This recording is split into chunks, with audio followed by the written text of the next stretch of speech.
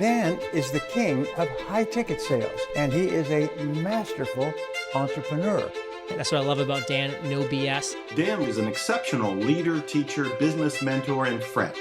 Dan's a force of nature. $12 million in my pocket is what I believe I would have above and beyond what I've made in the last 10 years alone, had I found Dan Locke sooner. Has this ever happened to you? You're on the phone with a prospect, and you talk for 30, 45 minutes, maybe 60 minutes. By the end of that call, you make your high-ticket offer, and they say, well, that sounds good, I'm interested, but I want to think about it. Don't you hate those words? I want to think about it.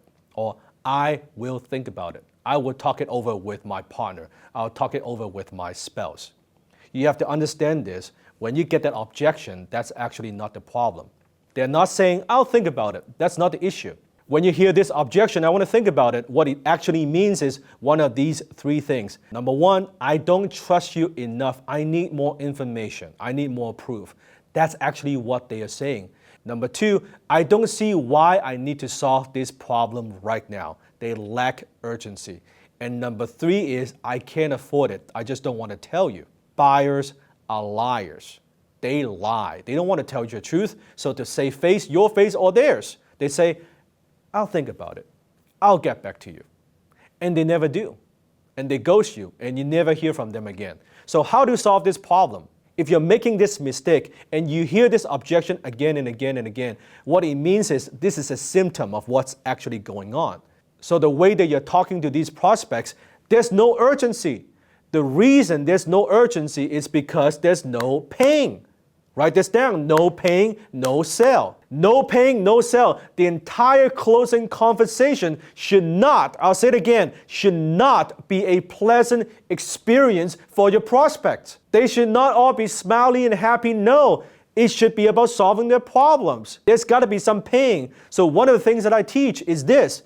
When you get them on the phone, you have to put them on a scale. Scale of 1 to 10, 0 being not interested, 5 being neutral, 10 being very interested. They are ready to take action now. Where are they? If they are below a 5, they are not so sure.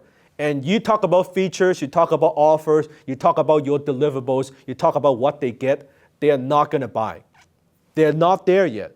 You have to turn up the heat and get the paying to 8 or 9.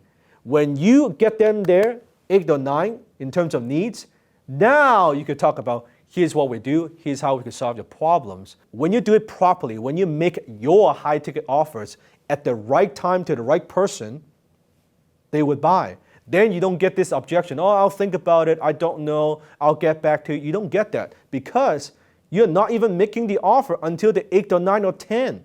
So how do you do that? You do that through a series of questions. You do that by asking strategic questions and you let them talk.